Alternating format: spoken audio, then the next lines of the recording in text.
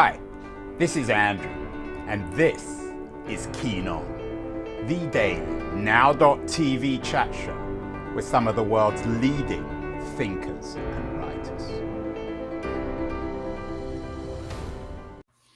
Hello everyone, we are back. We are over 2,000 episodes of Keen On.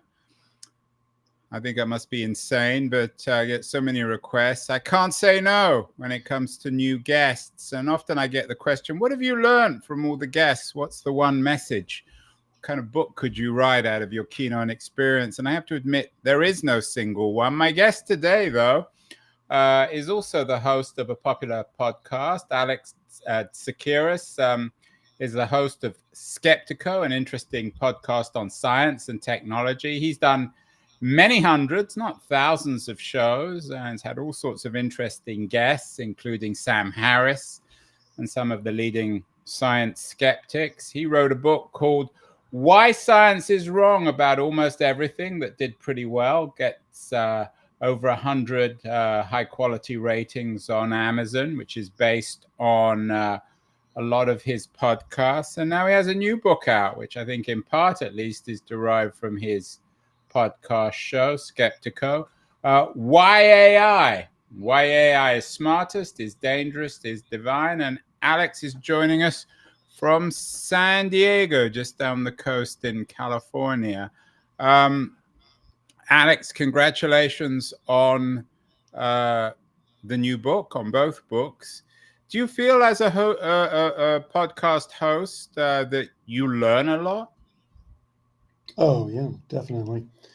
And I do think the pacing is that you mentioned is kind of tricky because too little is not good and too much is not good. But I love the whole process. I love researching. I love preparing. When I reached out to you, I wanted to do a swapcast immediately. You have such an interesting perspective. I want to bring our discussion to my listeners, and I get excited when I think of that, and then I think the questions I want to ask you along with the questions that you might ask me. So it's kind of into my bones now. I can't get away from it. And what about the wisdom, Alex, that you get from your guests? Are you naturally trying to extract that? Are you a miner of the human soul, or does it just happen to trickle down after you do these conversations? Well, one thing I was chatting with you about a little bit is I love that you deliberately try to get out of your echo chamber. And anyone who doesn't think they're in an echo chamber, I just know we're all in an echo chamber and we realize that. And I think you have to will yourself out of it. So to me, and I wonder how you feel about this, I would echo the question back to you. When I talk to people whose life experience has brought them to a different set of beliefs, sometimes they directly conflict with my beliefs.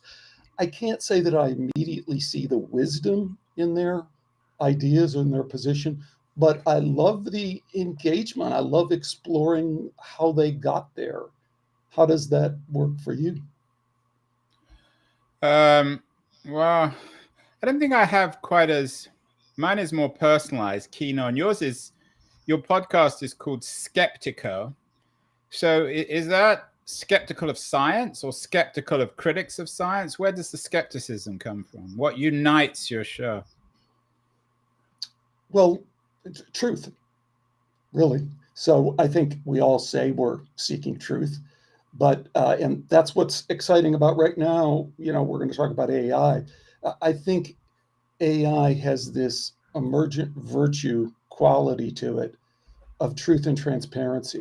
If we can get there, if we can get past some of the barriers to that, I'm excited about that because that's what I was always about. I was always about consciousness, the neurological model of consciousness, what sustains kind of a failed proposition that it is without empirical evidence. What sustains it? Why do people like Sam Harris continue to promote it and then subtly kind of back off of it, but don't back off of it entirely because it's the dominant paradigm? And then all the researchers who are willing to step forward, Rupert Sheldrake's of the world and the Dean Radins of the world, and said, yeah, we are post-materialists, whether we want to be or not. That's where science has led us. So there's some natural conflicts there that I think I've always been drawn to. And now I'm excited about AI sitting in the seat of potentially being somewhat of an arbiter for those issues. Let's get to AI later in the book, maybe after the break, Alex. Your interest in truth, it might not surprise people when they look at your last name, Alex Tsakiris, which obviously is Greek. When did your family come to the United States? Well, it's all those immigrant stories. First of all, half my family is French and the other half is Greek. But the name comes in. Well, let's the French are less interesting than the Greeks. Let's focus on the Greek. That you Brits always say that. You guys gotta quit picking on the French. We gotta squash the beef right now. I don't know if you'll have any success with that. Let's focus on Greece and your Greek origins and the connection perhaps between the Greece of antiquity and its obsession with truth and your own obsession with truth. Well, skeptiko is shortened from skeptikos. And these Greek philosophers who I love their ethos. Andrew, it was inquiry to perpetuate doubt. Ooh, I think that's good. And I think doubt is a spiritual thing. So I think the modern day understanding of skepticism has hijacked what it's really about. It's a process that you put yourself through to allow yourself to doubt. And so that is both truth engaging and truth finding. And then I also think there's a spiritual element to it as well. You go talk to the great yogis and they, one question, who am I? Who am I? Who am I? Seek the question, seek the truth. So I can definitely resonate with both of those. Do you so you're not have? Let me ask you. You're not going to let me ask any questions. No, because I'm interviewing you. If you want me to come on your show, I'll do that. But this is the Keen On show. Remember you said that. Who of the Greek thinkers are your heroes? I'm guessing Socrates, because he was such a profound, and I use that word carefully, skeptic. I'm for a number of kind of personal and family reasons, I don't go there too much with the Greek origin story. Maybe in some ways that resonate with some of your values and your beliefs. I'm an American, and I have a family that is American. And growing up, I tell my kids this, and they can't really relate to this. But I remember the first time being in school and facing one of those, what race are you? And I didn't know what to fill out. Because in my house, we were Greek. When we went to the Greek church, and we had this Greek community around us. And I don't think that was, there were some wonderful things about that, but I think they were out of touch with reality. They weren't in Greece. And, when it came time for my wife and I to raise our kids and, are you going to go back to that community, which is the church? There's, you can understand, there's just a lot of issues there. So I love the Greek philosophers. I love the Chinese philosophers. I love the Indian philosophers. I love the Western philosophers. Can you get better than Emerson and Thoreau? I don't know. Well, that was actually where I was going next. Let's leave the French philosophers out of it. I'm not sure if there's a contradiction in terms, but let's focus on quote unquote American philosophers and the skeptical ones. Although you mentioned Emerson and Thoreau, they were believers, Alex, weren't they, rather than skeptics? Or maybe to believe you also need to be a skeptic and vice versa. Inquiry to perpetuate doubt. That's what I think they were about.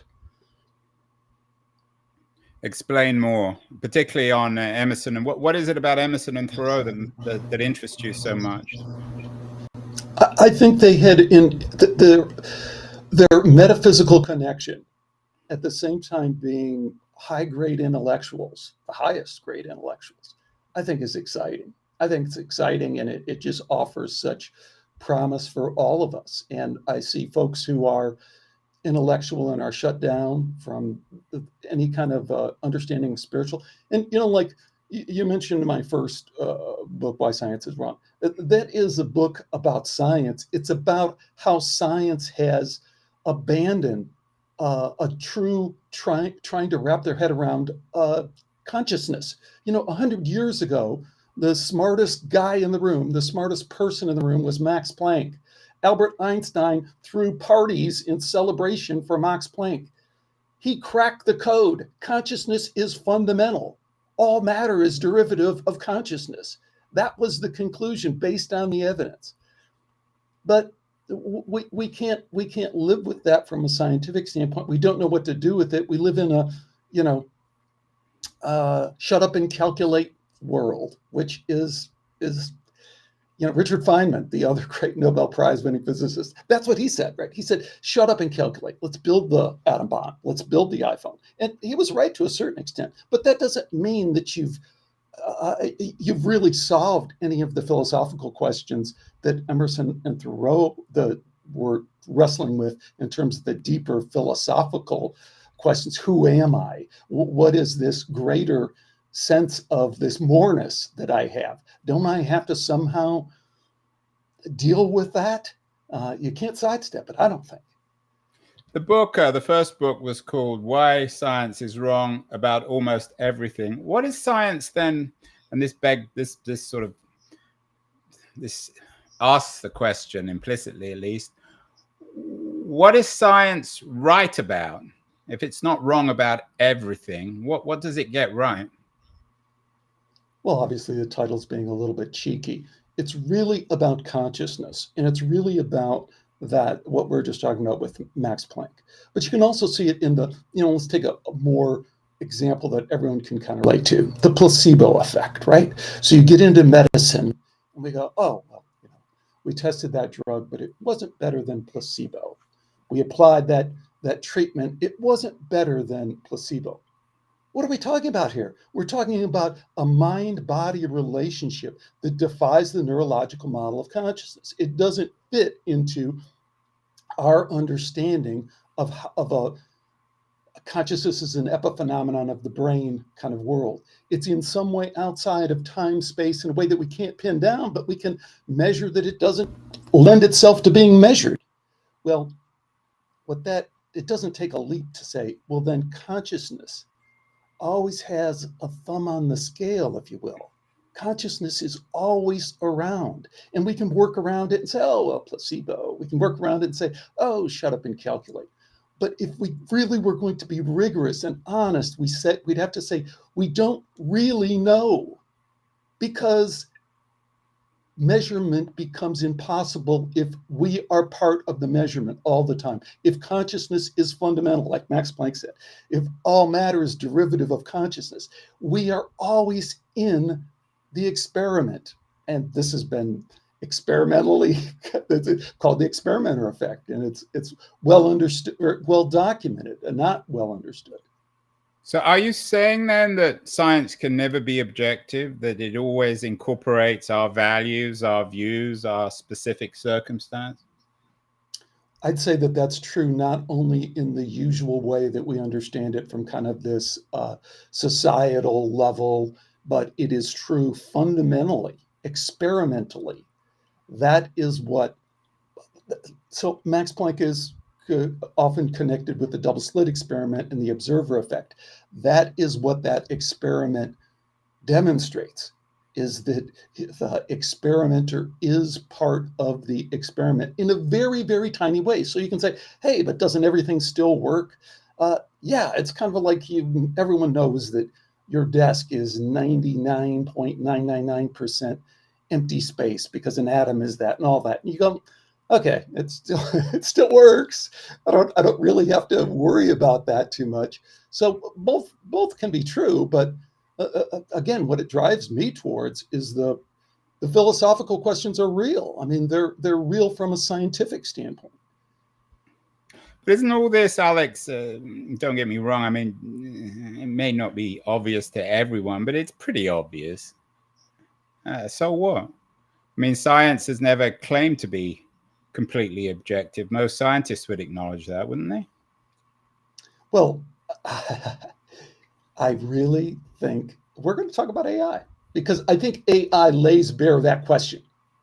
AI lays bare that question in a way.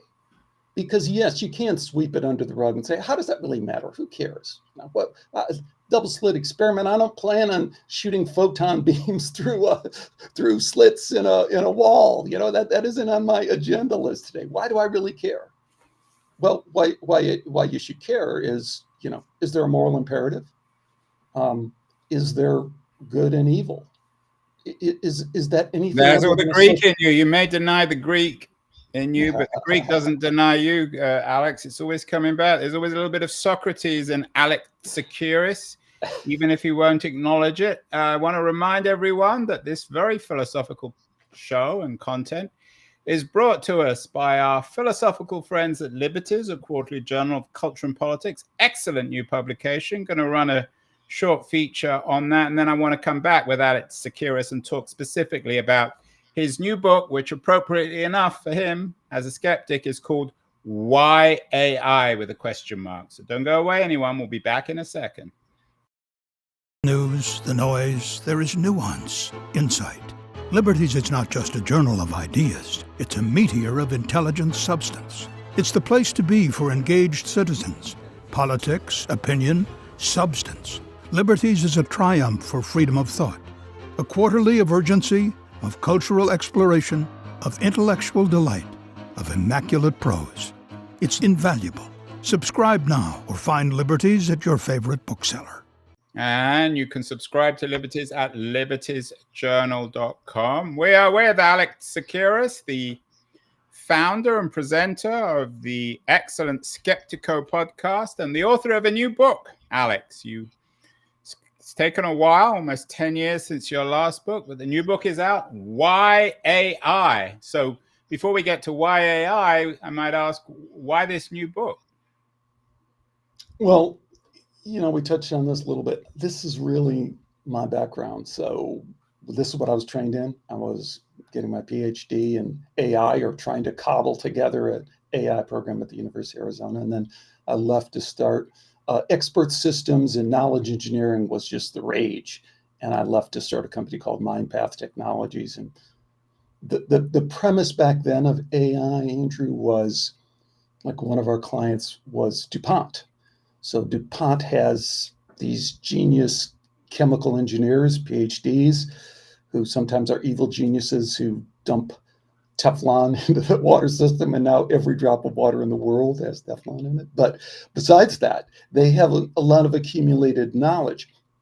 And from a business standpoint, DuPont and other companies said, gee, every day we have hundreds of millions of dollars of asset in that knowledge that's walking out the door. What if it doesn't walk in tomorrow?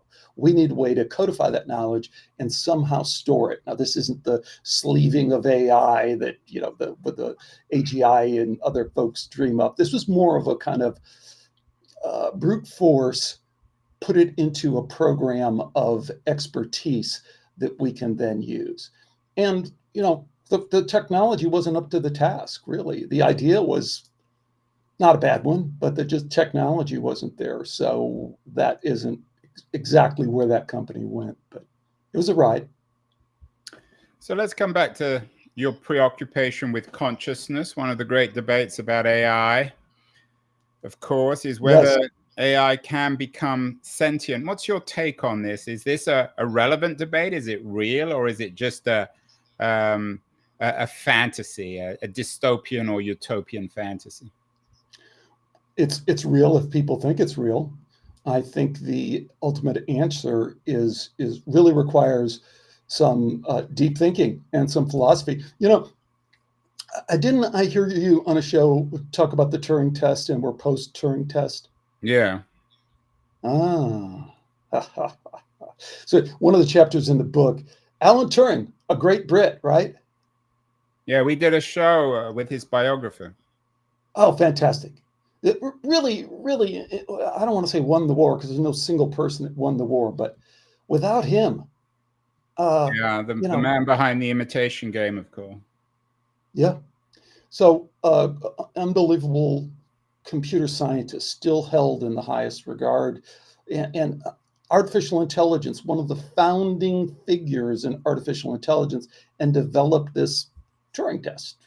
So if you go, and the idea of the Turing test, and you covered this in your last show, but well, just in case listeners don't know, Turing postulated that you could judge whether a computer was intelligent by putting it in a room, and then in another room you had a human, and if the human was unable to tell whether it was conversing with a human or whether it was a computer, then you could deem that the computer was intelligent. Great. Everyone has referenced that. And clearly from our human experience right now, it's easy to go, oh, well, we're way past the Turing test. I mean, way past the Turing test in terms of most domains of knowledge that we really try and pursue with a chatbot. They make some mistakes, but overall, unbelievably great.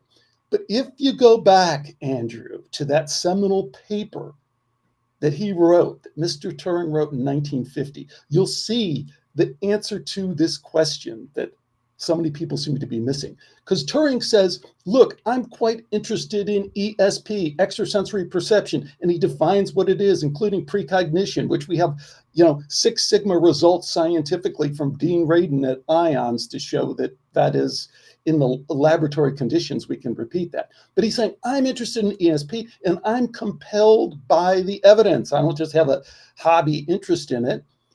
And he said, and therefore, this now becomes part of the Turing test in the way that if the Turing test is not just typing on the computer, but the grander human experience, all our human experience, when the computer can do that, then the computer has passed the Turing test.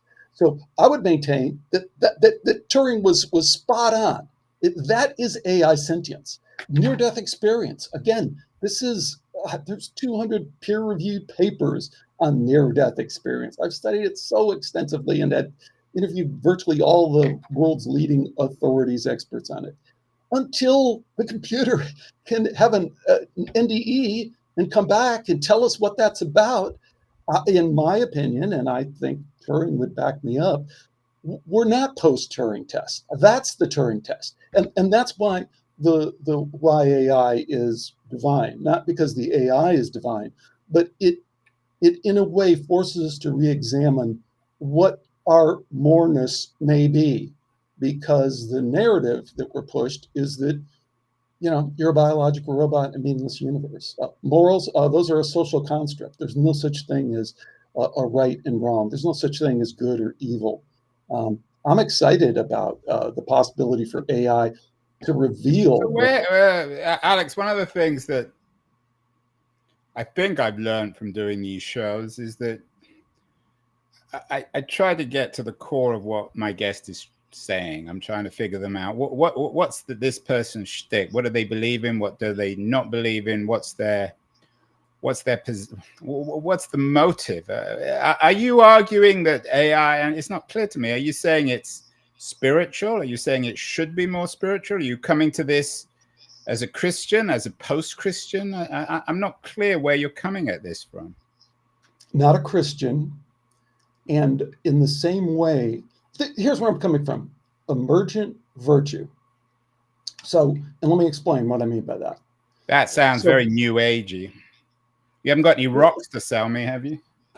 Well, I don't think it has to be. I don't think it has to be new agey. I mean, emergent is a lot of the people in the consciousness community think that consciousness is emergent. Consciousness is emerging at some quantum level in your brain because they're not dealing with the science of it. But the virtue is truth and transparency. And to get there, you have to understand what the AI is doing, the layers and the stacks of AI and all this data, and then the natural language processing on top of it, and then the neural networks on top of that, and then the interaction. It cannot be anything other than a truth seeker. Because when it isn't doing its job, and it won't be economically viable and sustainable. If you go to ChatGPT and you ask for the score of the football game. What's your favorite team? You always say on the show. Arsenal. Oh God. If you ask for the score of the Arsenal game and it consistently gives Well, you they the lost wrong, yesterday, Arsenal. Can AI might be change wrong. that? Can They can. They we can. rewrite history, Alex? Yeah, you can get the wrong answer, and you might get a little jolt of Can it endorphin rewrite rush. history? Can we bring Socrates back to life? Can AI do that? It can create the voice of Socrates and maybe even some of his ideas. Well, I think what's much more interesting. I want to stay on this point because this is where you were throwing New Age stones at me, and I think it's the opposite of New Age. It's the most real thing about what's going on in AI right now. And so let's get to the elevator pitch for the book. What are you saying in why AI? There's so many new books out, and you don't have a conventional publisher. You're self-publishing, so you didn't go through the traditional gatekeeping on that. What are you saying in this book that hasn't been said before about AI? Well, emergent virtue is that it's in the title. AI is number one. You're going to get pushback if you say AI is smartest. There's pushback there. So what does emergent virtue mean? I was trying to tell you. The nature of the technology demands that it will seek truth and transparency. If it consistently gives you the wrong score of the Arsenal game, it's not like you will be hurt emotionally in an anthropomorphic way. You'll just say, screw that ChatGPT, I'm going over to Gemini. If Gemini doesn't do it, then some startup there in your backyard is going to do it. And that's who you will choose. Well, my wife works for a company that makes Gemini, so I don't trust them. I don't think you should. I think they're evil. I think the book demonstrates that. They admit that they... You're saying Google's evil, Alex? Yes. Well, I'm going to report you to my wife. She runs the police there, so she'll be knocking at your door. I imagine you talk about this thing called emergent virtue, but is truth virtue? That's another old Socratic game, that truth and virtue are the same thing. You can't. To me, yes, truth is virtue. Truth is not only virtues. Truth is a spiritual virtue. And again, I'm not Christian. I'm not religious of any kind. And I kind of cut off that. I think one of the truths that emerges from AI is kind of a hard look at religion, because we all know that we just kind of sweep that under the rug. I mean, that doesn't sustain. But are you saying that AI can sort of out religion, traditional religions, totally. with its Completely. emergent virtue? Well, it's the emergent virtue part. It is just that it will always seek the truth. And the attempts to obfuscate, like your wife's company that shall remain unmentioned here. Remember the dust up a month or two ago with the Chinese founding father and the African American founding father? Do you remember that, or do you remember? Was this at Google or somewhere else? Yeah, Google. So Gemini is the AI bot, the ChatGPT. Yeah, I remember there was a Google engineer who believed that the technology was sentient, who got fired, that's just funny. That's another story. But this, you should look that up, or if you want, pull it up on the screen. It got a lot of traction because it was so over the top. Google added image generation, right? So you're aware of. I do know that. Yeah, with the Nazis and all that, you can't do anything without creating. Yeah, with Nazi the AI art created images of Nazi officers. Well, the real one that kind of got a lot of interest from people is they said, give me some pictures, generate a picture of the American founding fathers. And it generated an African American guy with a white wig and another Chinese guy with a white wig. Yeah. So that's your point about science always having some message. No, that's my point about that if you are going to try and heavy-handedly rig the system to your narrative, it's not going to work because the system is, in a way that we haven't seen before, self-correcting by its nature, by the nature of the technology. It doesn't work. The image generation just made bare what we've always, known, is that some people are being buried, demonetized and buried 4 pages back because somebody doesn't like what they're saying. Well, this laid that bare, and that it will become economically sustainable when we throw that through the generative AI kind of thing that we're used to. It is not going to work because it's going to be so in your face. Arsenal, that's not the score of the Arsenal game, which is kind of a clumsy example, but misinformation is not a feature. No one's going to choose Gemini because it doesn't give correct information. Well, I'm going to go to Gemini if they always present the Arsenal as winning. I don't think you would, right? So finally, Alex, an interesting conversation. Obviously, we're in the early stages of AI now, and the kerfuffles over the latest AI controversy, whether it's at OpenAI or Google. I mean, these things are going to get sorted out. These are still relatively immature technologies. As they become more mature and as they sort out the kinks, are they going to become closer to your notion of emergent virtue? Are they going to become alternatives to traditional religion? Might they become our universal truth, our universal church? No.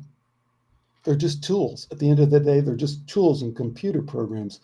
What's interesting about the AI, what do you think about AI ethics? I haven't noticed that. Well, I mean, I guess my point. I mean, every one of these big companies have people who call themselves ethicists, but I'm not sure they're very ethical. To no end do they have them. They have armies, and they will not stop. The bots will not stop telling you about their ethical inclusiveness, fairness, and all the rest of that. I don't want AI ethics. I want human ethics. What I want is truth and transparency.